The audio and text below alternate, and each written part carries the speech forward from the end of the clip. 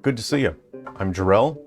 I develop games for a living, and if you'd like to learn more about the game that I just launched, you can just ask your mom. I told her all about it on our date last night. So today I want to take a look at Digimon Survive. This was requested of me from one of the viewers of the channel here.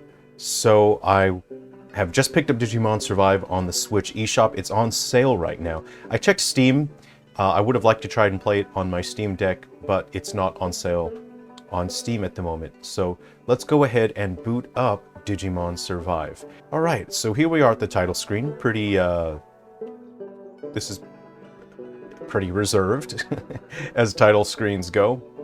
Now I would like to be able to hear the audio in this game, so I'm going to equip some wireless headphones here. So I'm listening to the game. I'm not just listening to TikToks or whatever you young pups do these days. Okay, let's go ahead and click on New Game and we'll get started here. Okay, we have a JPEG moving atop another JPEG. That's not fair. It's more of a PNG because JPEGs don't have transparency. So, okay. These are PNG sort of animated comic cutscenes, so it feels really cheap, but then there's a little bit of puppet animation there.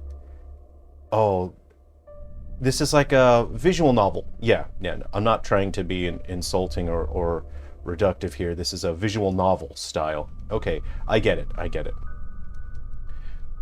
So I believe the entirety of the game would be in this visual novel style then. Okay, I don't know anything about this game. I just know that in general people felt confused or disappointed, and it's no longer a visual novel. It is now a tactics game, which I really enjoy. I was playing Front Mission, the remake 1 and 2 on Switch, and I really enjoy Front Mission because I like big robots. Press A to move. Okay. I'm going to move. Who is this? Is this Renamon? Do I know who this is? It says rookie. Okay. Yes, you are tutorialing me. Okay. Oh, it specifically wants me to move here. I shall attack. Okay. Ooh, I want Diamond Storm, but it's gonna force me to click attack here. So, look, I think I'm torn on heavy-handed tutorials like this. Oh, this is neat. Okay, I do like how it zooms in, and we see a close-up of the action there. End turn. Okay, what I don't... Okay, I don't really like heavy-handed tutorials like this. I think you should trust in the intelligence of people, and I think maybe they were concerned that people may not be able to figure out how to play a video game through the force of their own intelligence. And I take a different approach with my games. I trust in the intelligence of people. So I don't have heavy-handed tutorials like this, and that may make it some difficult for people to figure out how to play a game, but you have to draw a line in the sand and you have to stand on one side of it, and I'm standing on the side of I trust in the intelligence of people. So, Blue Blaster! He's gonna resist it though.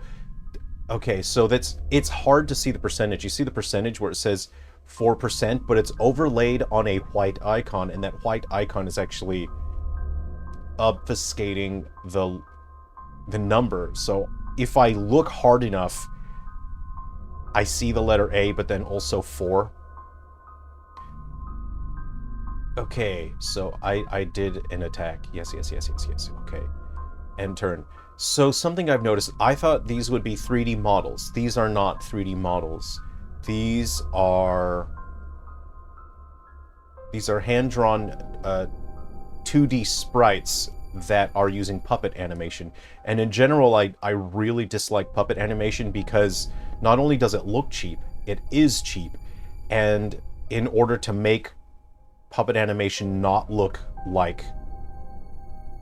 I'm trying to not be negative here. In order to make puppet animation not look cheap and lazy and hideous, you have to put in a fair amount of work and effort, and at that point you may as well have just done a 3D model, because with 3D models there's a higher scalability when it comes to expressiveness and animation, and it scales linearly. So you do one animation and the amount of effort is like a baseline, it's a flat line.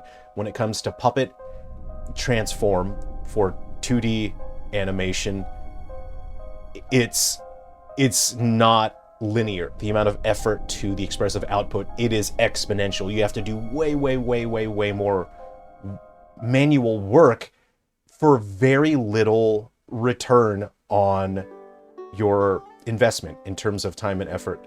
I'm not going to skip the cutscene because I think it's important to take a look at this kind of stuff. Oh, of course, this must be the protagonist because of the goggles, of course. I know how Digimon works. You have the goggles, you're protagonist. It's Naruto! Attebayo! I can't skip it. Naruto's here. Hey, Sasuke! So now I think this looks good. I like the way that this looks, and I would like if the whole game looked like this. I would like the game to be anime cutscenes, but I believe we're going to have a fair amount of the visual novel type of cutscene. So I like this. I like the way this looks. I like the presentation. And in this sense, if the whole game looked like this and then the battles went to 2D sprites using puppet transform, I can accept that. I think that it tends to blend better. But if you look at a game like Digimon Story Time Stranger, that is a game that looks consistent and gorgeous, and the core gameplay itself, the presentation, is very consistent and style matches hand-drawn anime aesthetic very closely. So I respect Time Stranger a huge amount. I do like the color gradient on the hair. If you have a look at the hair here, it's lighter towards the top. There's a sort of a color gradient. Not necessary. It's something that we tend to see in more modern anime, but it's absolutely not something that you would have seen in the 90s, 2000s, in the mid-20s, yeah, I would say early to mid-2010s is when we started seeing that sort of color gradient, because we have an obsession with complexity and visual density, and we think that complexity and visual density equals quality. So that's why we started seeing more visually complex things like that in anime. I think I'm going to skip this. I think I've discussed everything I can. Naruto! I didn't know Naruto was going to be in this game. That's pretty exciting. So I'm going to skip this and try and get to more gameplay. I'll cut around this in editing.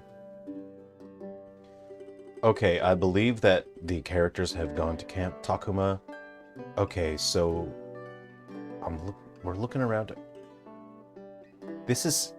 What am I looking at? Is this a real-time 3D environment? If I have any control moving around... Okay, there is some degree... I'm trying to figure out what is going on here. Okay, I'm gonna move myself. So, whoa. There's my visual gag. So, what we could be looking at here is a heavily processed... When I say processed, post-processing, there's screen filters applied.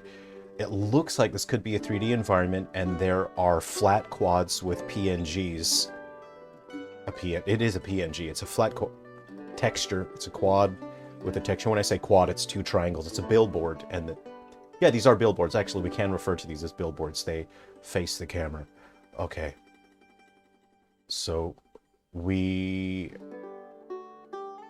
I'm seeing pixelation in the environment here, and that tells me that this is a real-time 3D model. We are using visual effects such as bloom to smoothen things out here, to blend the dark and the light pixels together. I am seeing some texture compression. If you have a look at the top of Naruto's hair, you can see some texture compression artifacts. You see there's white pixels on his hair, so that is the result of texture compression. Texture compression allows us to reduce the file sizes of the textures in our game so that the game file size is smaller, and it can also depending on the texture compression method, you can either make your game take longer to load, or it can be faster to load. And the more you compress your textures, the more distortions, the more artifacting there will be. So you can see those white pixels on the top of his hair. Personally, I would have, if I was working on this project, I would have paid close attention to things like that, and I would have adjusted the texture compression settings, because we can adjust the quality to the size ratio. Things like that would have caught my attention as a developer, and I would have said, we can't let the game look like that, because it's immersion breaking. We need to make sure that we don't ruin this world for the player. The player needs to be able to jump into this and just enjoy and not be distracted by technical faults. So that's one technical fault right there, and it doesn't have to be that way. I know I'm nitpicking, but as a game developer, it's important for me to pay attention to things like this. I do like the use of color gradients, though, on the female character's hair. It's this sort of, it's not just getting lighter, there's a sort of a blue tinge to her hair as it gets lower down. It helps separate the hair from the rest of the body. It helps it look nice. This is pretty, this is pleasant to look at. I would like to get to the Digimon, though. Okay, so as you play the game, you'll be occasionally asked to make choices. I enjoy this kind of thing. I think this game is quite chill. It's more laid back, and I think maybe people were expecting something like an RPG or an adventure experience. It's important to, when you experience a piece of media, when you go into it, to not project what you think it's going to be. And I think it's important, because I'm seeing that a lot in media. People are projecting, and then they say something is bad media, it's bad quality, because it's not exactly what they wanted it to be, not what they expected it to be. There comes a point where we need to accept a piece of media for what the creators intended it to be, and to accept that they've intended this experience to be a certain way, and it's not bad just because we wanted it to be something else. Sure, that doesn't mean it's automatically good. It can still be garbage. It can still be terrible. But I'm seeing just an odd cultural movement where people are projecting a bit too heavy-handedly what they want something to be, and then saying that it's bad. Okay. Oh, I'm gonna go with Naruto. Yeah, Hidden Leaf Village. One little detail that I like about the artwork here. There is a little bit of a blue tinge here on her shoulder, and it conveys a sense of lighting. It's interesting that they chose the color blue because it complements the red of her sweater. It's not necessarily saying the light itself is blue, but it adds contrast and helps the character look a bit more dynamic and have more tonal depth. So it's an interesting use of color. These are very high resolution textures for these character models, and I'm getting a little bit of memory panic. Having worked on platforms like 3DS and Wii U, you have extremely limited space for textures. So seeing textures of this resolution, this looks like these looks like 4K textures, so it's like 4096 by 4096. That's 4096 pixels or whatever have you. And seeing that resolution of texture, because you zoom in and you still have true pixel definition on the textures. So these are probably 4K textures. And when you imagine, you don't have to imagine, when you think about all of the characters that you see present that engage in that scene have to have those high resolution textures. Sure, that, modern platforms can handle that, but the Switch really doesn't actually have that much memory, which is why, and texture compression doesn't affect how much memory it uses in terms of RAM. Texture compression is only for storage. So a 4K texture still uses the same amount whether it's compressed or not. So I kind of like this presentation style. There is a mixture of hand-drawn environments. We see an animated texture here that conveys a sense of movement in the water. There's ambient sound. You can hear the babbling brook. The hand-drawn artwork for the characters is really, really lovely.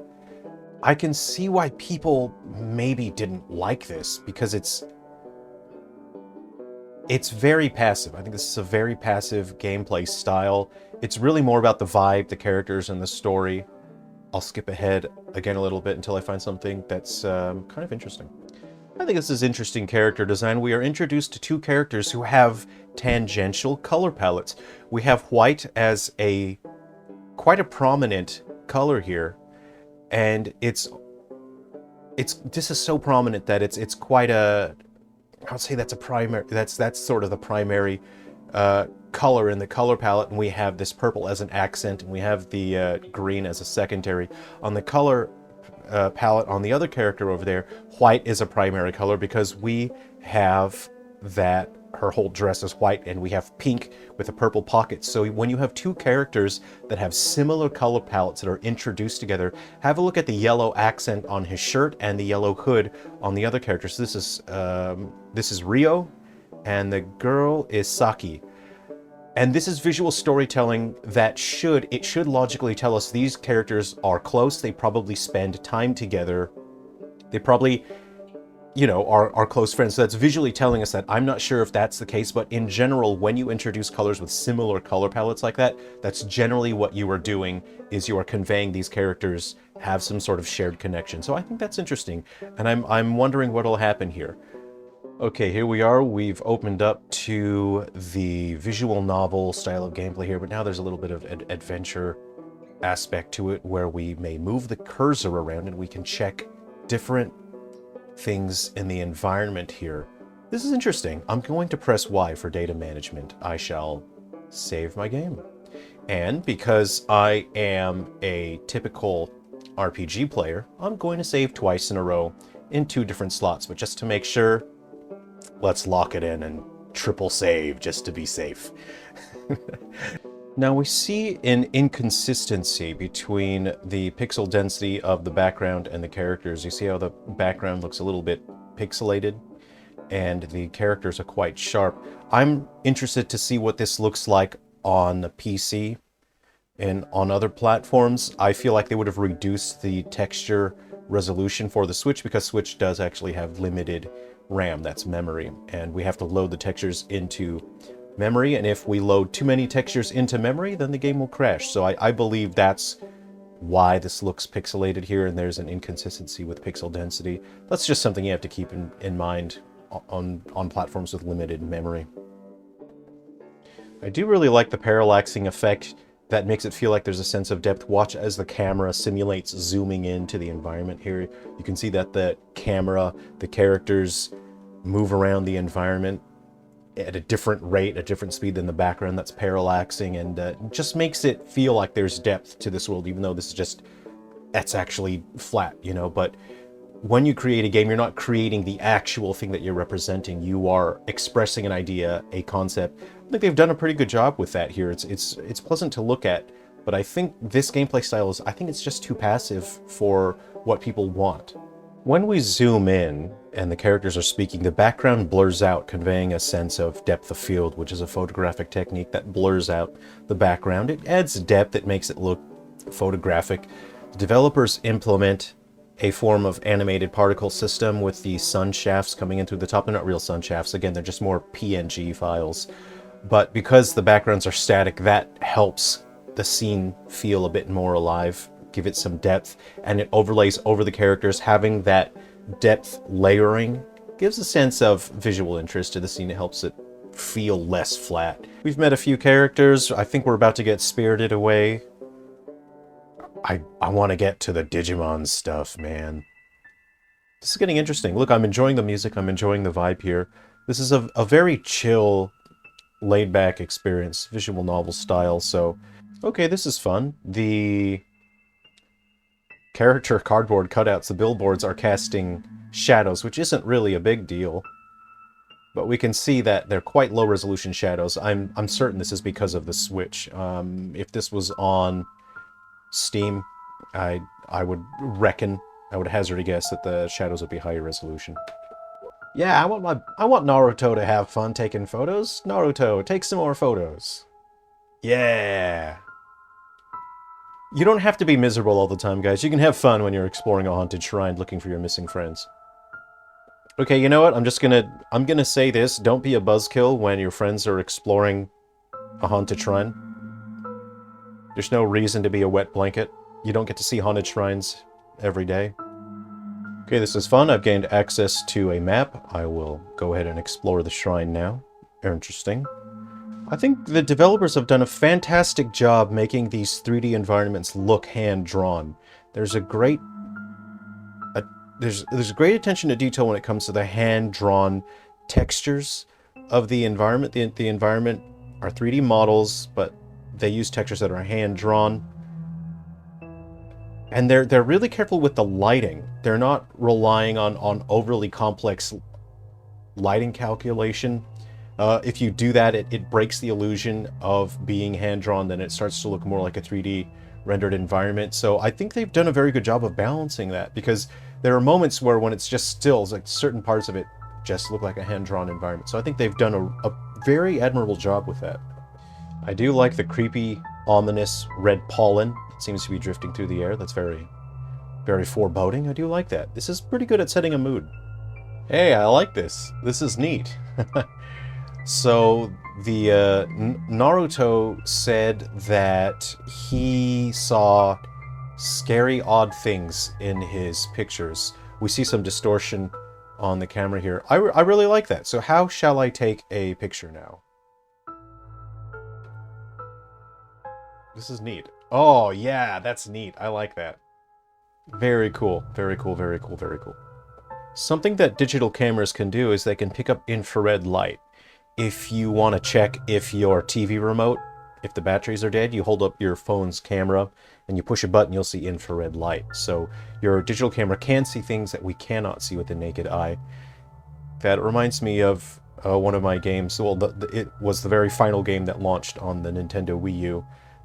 Silver falls white inside its umbra, and there's an enemy that's invisible. You have to use the gamepad as a camera to look around the environment, and that's the only way you can see the enemy, and then you have to try and shoot the enemy while you've got the Wiimote in one hand and gamepad in the other. I like that feeling. I hope that we get to use that more, because that camera button seems to be something that might come up later. I see the appeal of this game. It's very largely story-driven. The appeal is with the story, the vibe, the atmosphere, and the characters. I think maybe they shouldn't have had a battle system, because it leads people to think that the battle system would be a core part of the appeal of this game, when I don't believe it is. So I can see why people dislike this game, why they're confused by it.